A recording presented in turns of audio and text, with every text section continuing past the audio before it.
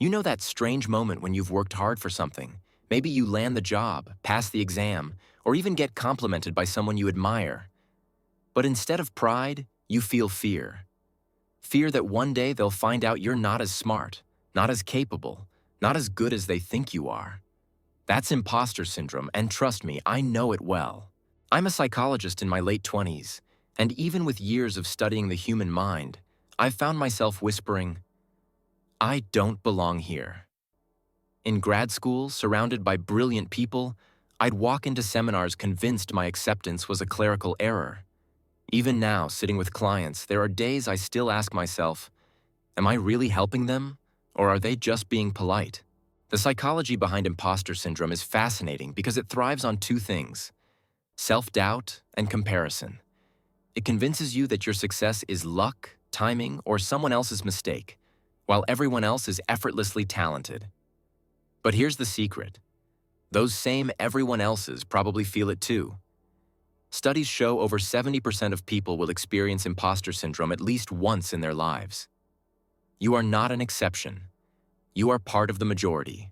What helped me was realizing that achievement isn't about being flawless. It's about showing up, learning, and being willing to fail forward. Think of it this way. Your success didn't just fall into your lap.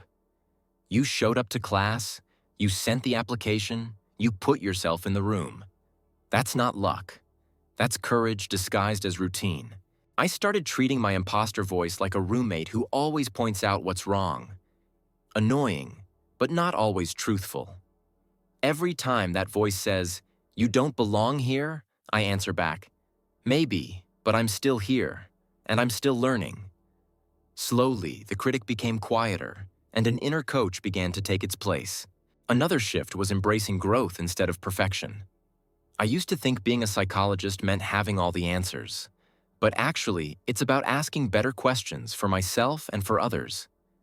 When you let yourself be a work in progress, imposter syndrome loses its grip because there's nothing fraudulent about growing.